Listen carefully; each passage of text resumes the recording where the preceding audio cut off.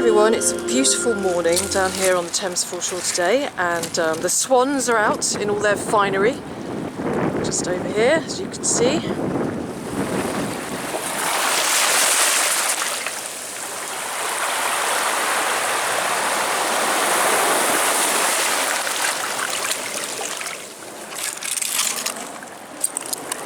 thought this was a button when I first picked it up, but it looks more like a little stud.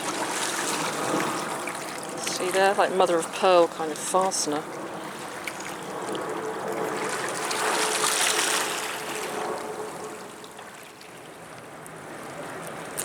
I've just glanced down and seen this stunning fossil here.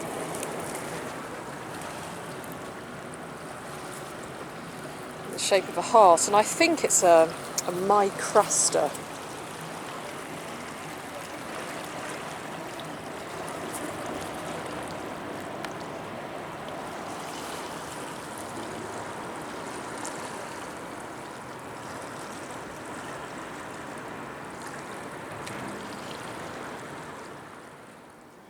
Now, can you see the little pipe hiding down here? It's just there. Go see if there's any stem on there at all. Let's have a look. Let's gently take the mud away, and I can tell that it's an acorn design on here. Now, I'm not sure if there's going to be a lot of pipe stem, but let's see.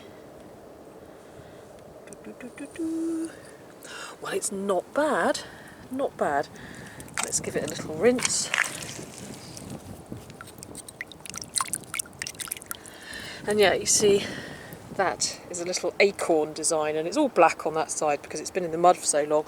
But where it was exposed for a while, you can see that it's all creamy. And just look at that beautiful design. It's not only an acorn, but it's got some leaves at the bottom there. Another mini masterpiece from the Thames mud.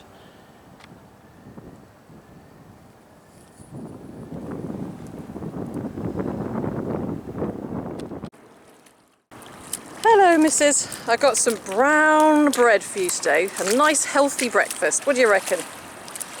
Let's get it out of the bag. There you are. It will stay in the water because else you can't eat it, can you? You can't, it's too dry. Let's get a bit more. Here we go. It's probably better if you go in the water. There you are.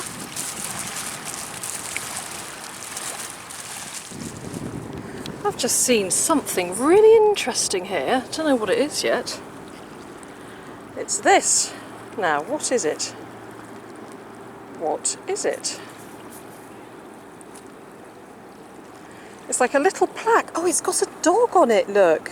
Isn't that beautiful? Gosh, look, it's like a greyhound on it. Look at that.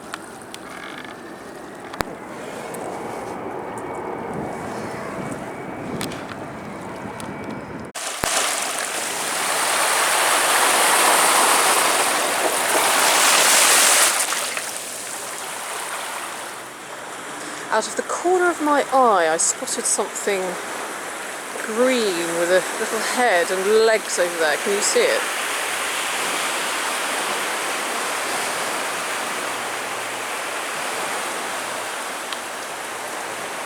I'm going to go and take a closer look.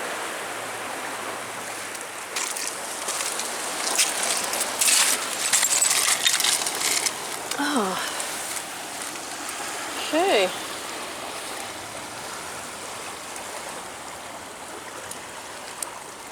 Oh well, I know a place where he'll be happy, back with all the Thames orphans.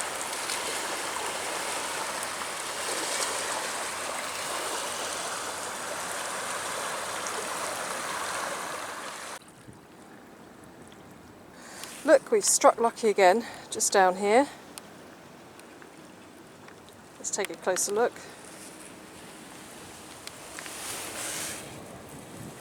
Here it is. Oh, what a beauty. And this one has got knobbles on. Let's give it a little rinse. Here it is. And I think it also has a maker's mark, so we'll be able to look that up when I get home.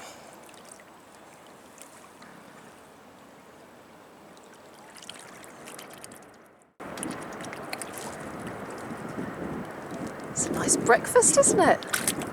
Is that good?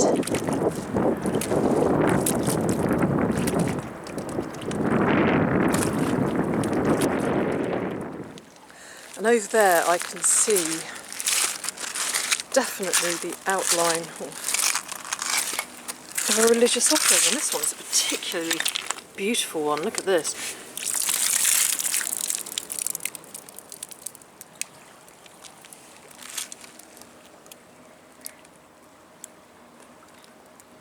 Now I'm not sure who she is, but maybe some of you know.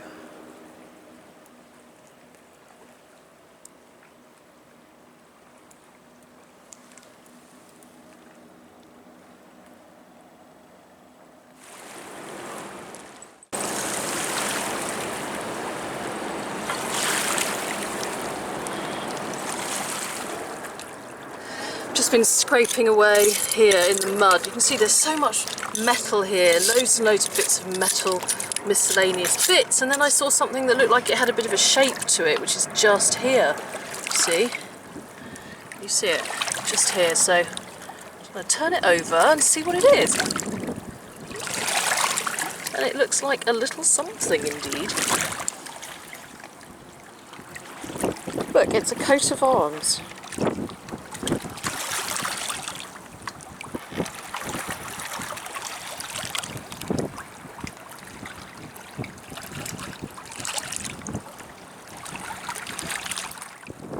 Just down here there's an outline of a button, and as I suspected, it's a Royal Marines button. I found a few of these around here.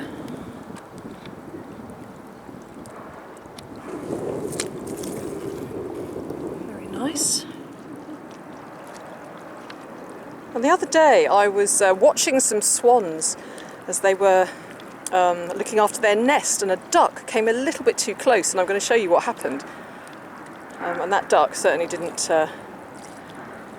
go too near the nest again afterwards.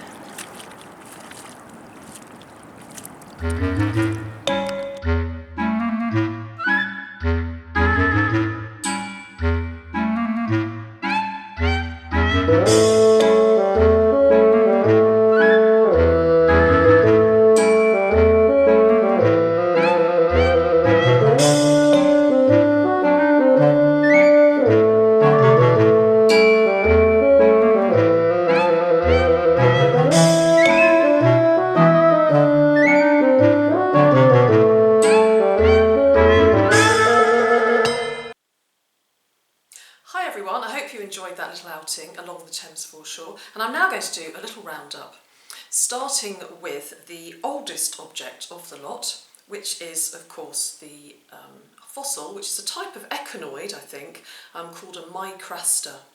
And I found a few of these in the past, and they really are quite stunning.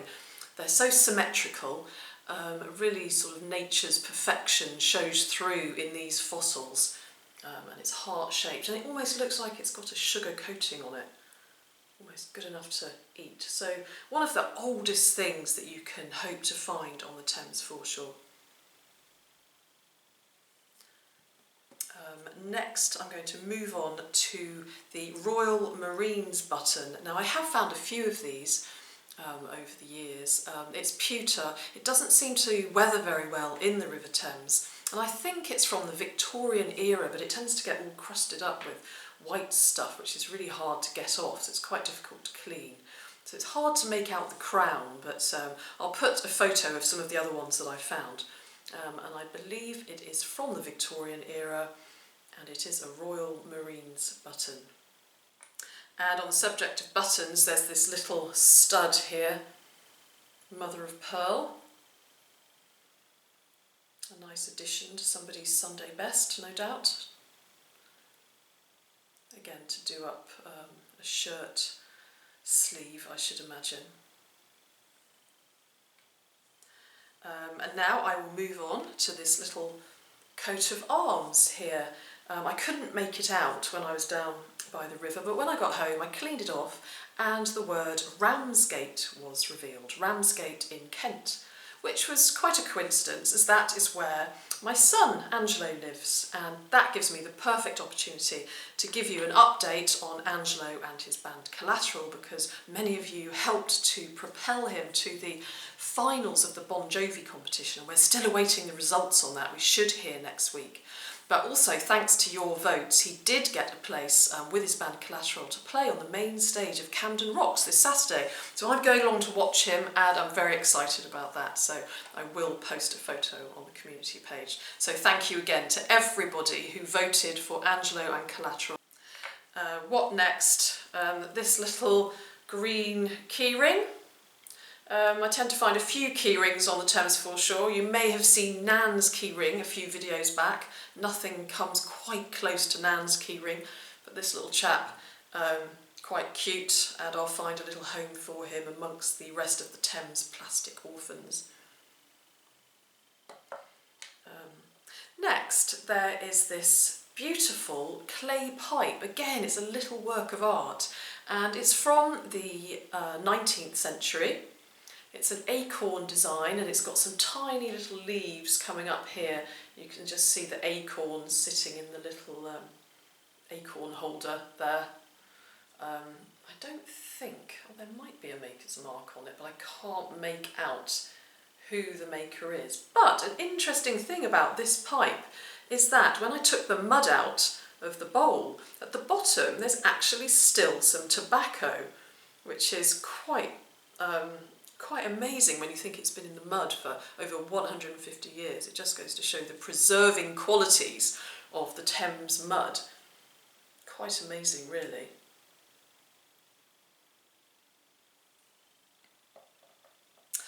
And now let's move on to possibly one of my favourite finds of recent times, well, apart from my onion bottle, of course, nothing's going to beat that.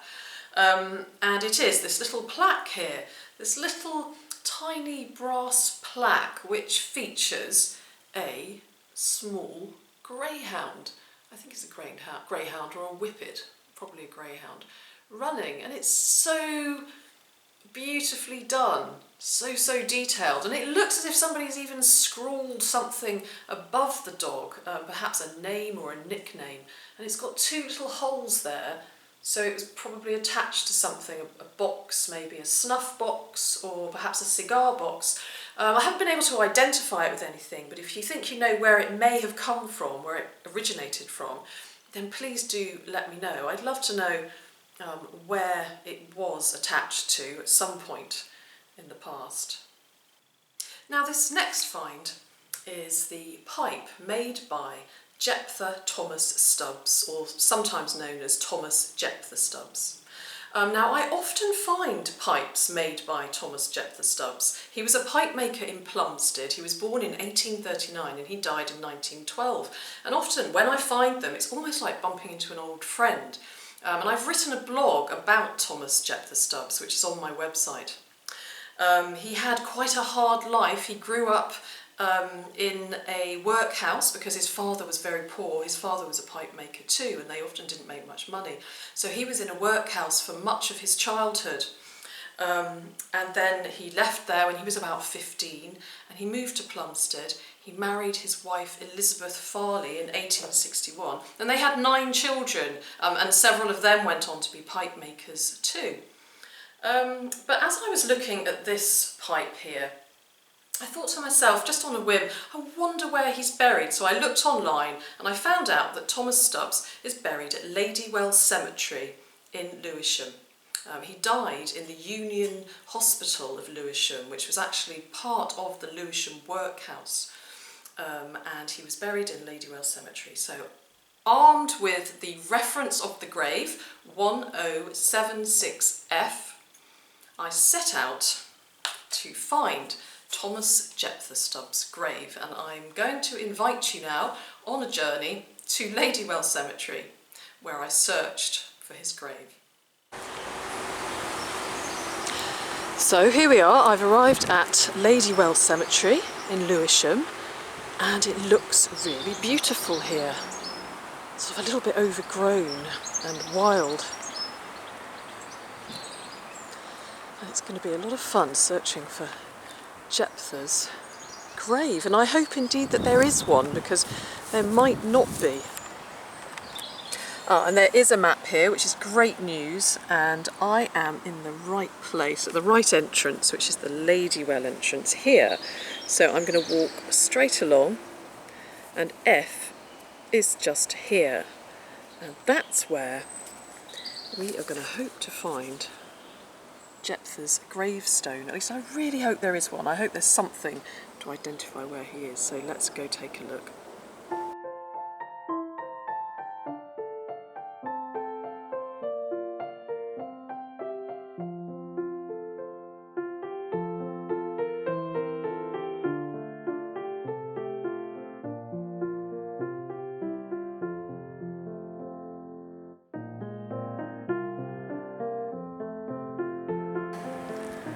I need to find a grave with F on it, so that I know I'm in the right place.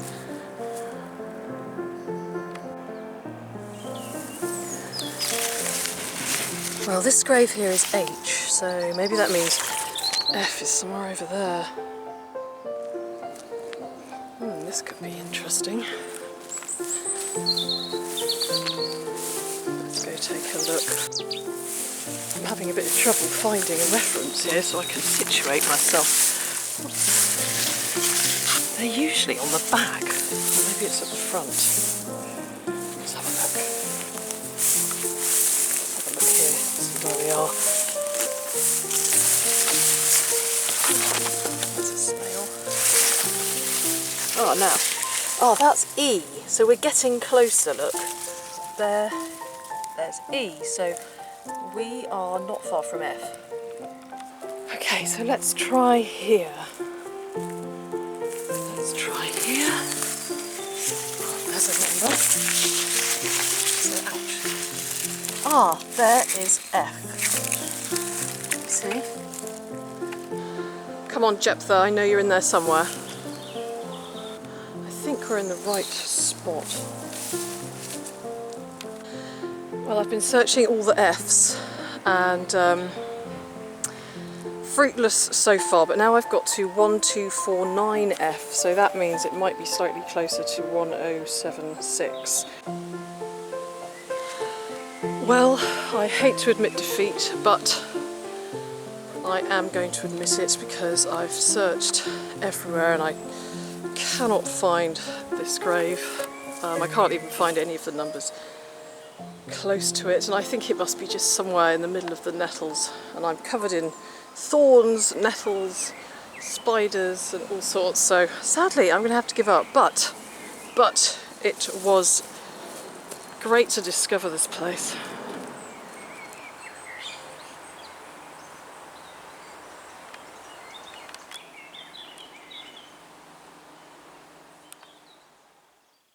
Well, there we have it. If this was a Hollywood movie, I would definitely have been sitting on Thomas Jephthah Stubbs' very grand gravestone, talking about his clay pipes. I even took some in preparation. Instead of that, I found myself sitting on another gravestone, pulling thorns and nettles and spiders out of my hair and dabbing my cuts and bruises as I stumbled through nettles and thorns in a fruitless search for his grave. I'm not going to hide the fact that I was very disappointed not to find it. When I didn't, I thought, heck, what am I going to do now? My video was sort of relying on this really interesting moment when I find the grave of Thomas Jephthah Stubbs. So I had to think to myself, okay, what does this mean, so that I didn't waste 2 or 3 hours this afternoon looking for his grave amongst the brambles. Well, I suppose it's this. Who needs a gravestone when you've got your name imprinted on clay pipes washing up on the Thames foreshore day after day? Who needs a gravestone? It's so passé. And I think that's one of the things I love about mudlarking. It's going down to the foreshore and finding these little fragments of past lives like the Stubbs family, researching their story and then telling it. So even if the grave 1076F had seemingly vanished into thin air, we still have permanent reminders of Jephthah Thomas Stubbs, the pipe maker, here in the form of clay pipes. So I am comforting myself with that thought as I continue to take thorns out of my hands and my legs. And now lastly, underneath my glass dome here is a find which I may have featured on a video, but I think it was about 3 years or so ago, so many of you may not have seen it. My find of the glass dome find, a previous find, is this statuette of a boy, which I would love to know where he came from. I had quite a shock when I turned a corner on the Thames foreshore and almost bumped into him. He's sort of larger than life. He's been snapped off of something. He's missing a foot here. And he's sort of made of resin. He's rather heavy. But I'd love to know where he came from. So if you have any ideas at all, please do let me know.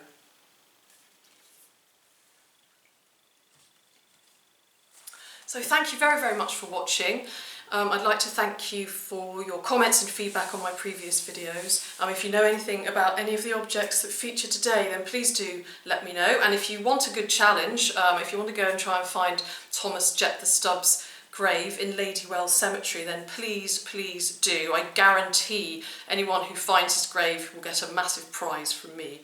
That's it really. So have a wonderful week. Take care, and I'll see you again soon.